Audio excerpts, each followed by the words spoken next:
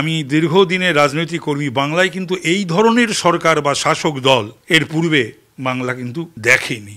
এই যে কালচার, এই যে দুর্বৃত্তায়ন, দুষ্কৃতিরাজ, দুর্নীতিরাজ বন্ধ করতে গেলে এই সরকারকে সরাতে হবে, মমতা ব্যানার্জিকে সরাতে হবে। সিআইডির হাতে গ্রেপ্তার বারাসাতে তৃণমূল কাউন্সিলর মিলন সর্দার। অভিযোগ, খড়দার এক ব্যবসায়ীকে দুবার অপহরণ করে 9 কোটি টাকা মুক্তিপণ চেয়েছে। আমি কি বলবো, এর তো কোনো অন্ত নেই। এ তো যত দিন যাবে এই পাপ, অন্যায়, ব্যভিচার, দুর্বিচার, তারপরে দুর্নীতি, দুর্বৃত্ত সবই তো প্রকাশ্যে আসছে। আমি বাংলার মানুষের কাছে আমি আবেদন করব, যদিও আমি নিশ্চয়ই একজন রাজনৈতিক কর্মী, তথাপি আমি বলবো, এবং যারা তৃণমূল করে বা তৃণমূলের যারা সমর্থক তাদেরও বলবো যে আমি দীর্ঘদিনের রাজনৈতিক কর্মী। বাংলায় কিন্তু এই ধরনের সরকার বা শাসক দল এর পূর্বে বাংলা কিন্তু দেখেনি। তো সুতরাং এগুলোকে বন্ধ করতে গেলে এই যে কালচার, এই যে দুর্বৃত্তায়ন, দুষ্কৃতিরাজ, দুর্নীতিরাজ, এটা বন্ধ করতে গেলে এই সরকারকে সরাতে হবে, মমতা ব্যানার্জিকে সরাতে হবে। একে রেখে হবে না, সে টুডে হোক টুমরো হোক। শিক্ষাক্ষেত্র থ্রেড কালচার, যোগেশচন্দ্র চৌধুরী কলেজের অধ্যক্ষের উপর দাদাগিরি, টিএমসি বহিরাগত নেতা, টিএমসিবি পতাকা দিয়ে ব্যানার ঢেকে ফেলা হয়েছে, সিসিটিভি ঢেকে ফেলা হয়েছে যাতে দেখতে না পারে, এবং প্রিন্সিপালকে রীতিমতো হুমকি।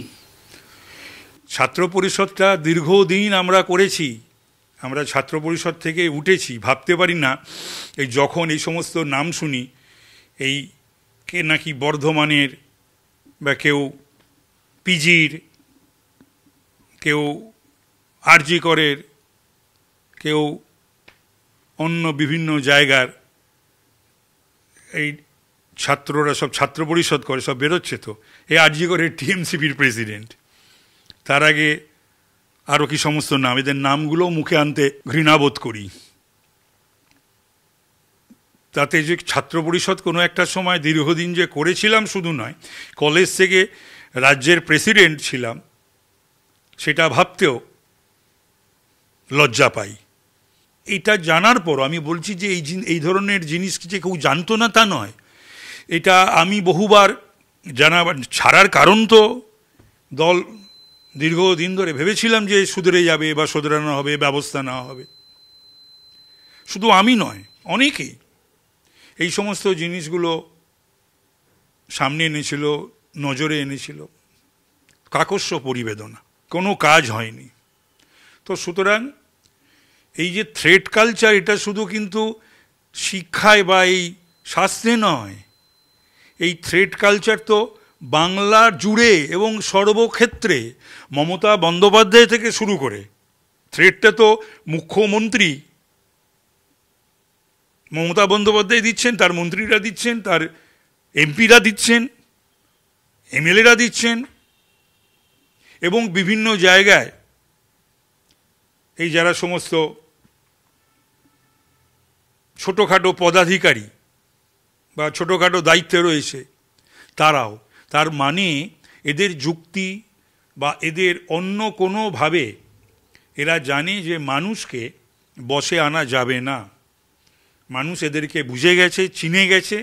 তো সুতরাং এইভাবে এই ধমক দিয়ে থ্রেট করে, কিন্তু এরা জানে না যে মানুষ এই থ্রেটের কাছে বা ধমকের কাছে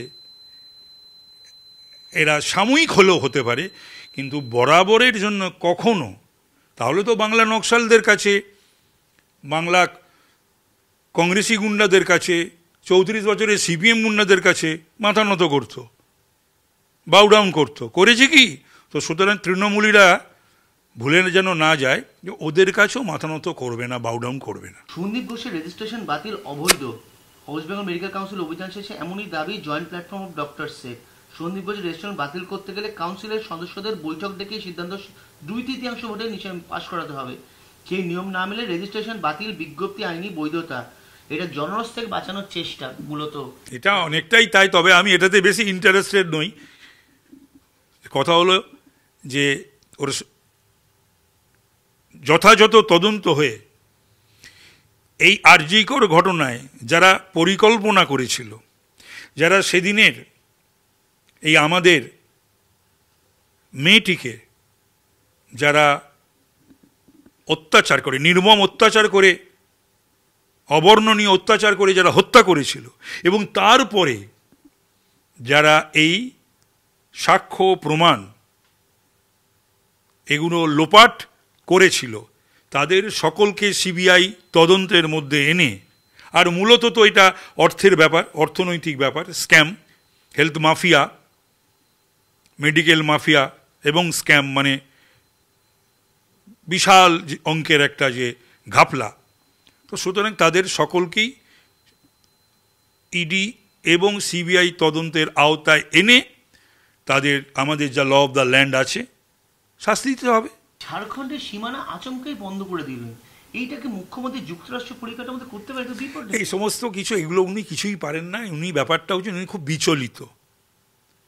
উনি নিজে বুঝতে পারছেন যে কোথায় উনি দাঁড়িয়ে আছেন, ওনারা পায়ের তলার মাটির কি অবস্থা, এবং এই সমস্তগুলো করে উনি এই সমস্ত দৃষ্টি ঘোরানো, মানুষকে ভুল বোঝানো, হ্যাঁ, একটু কেন্দ্রের ওপর দায়, এই বন্যা পরিস্থিতি বা এটাকে বা এই ঝাড়খণ্ডকে বা ডিবিসিকে এই সমস্ত ব্যবহার করে এই যে দুর্নীতি আর দুষ্কৃতি রাজ, আর এই যে শিক্ষা, খাদ্য, স্বাস্থ্য, মানে বাংলার যে সর্বত্র একটা সর্বগ্রাসী যে দুর্নীতির ক্ষুধা, সেটাকে উনি পারছেন না, পারবেনও না, কিন্তু ওনার একটা প্রয়াস সেটাকে ঢাকবার সেই চেষ্টা করছেন। চাপাডাঙ্গা আরামবাগ এই রাজ্য সড়কে মহিলারা সব পঞ্চায়েত সদস্যকে ঘিরে বিক্ষোভ, মূলত ত্রাণ নিয়ে পক্ষপাতিত্ব, নয় পার্টি চলে যাচ্ছে ত্রাণ, নয় ট্রিপল পাওয়া যাচ্ছে না, একাকার কাণ্ড। এটা আজ নয়, এটা বরাবরই হয়েছে, কিন্তু কোনো মনিটরিং ছিল না, কোনো সেই অর্থে শাসক দল, রাজ্য সরকার কোনোভাবেই ঠিকঠাক মতন জায়গায় গরিব গুরুবদের কাছে সেই ত্রাণ সংক্রান্ত হোক বা অন্য সংক্রান্ত হোক পৌঁছয়নি।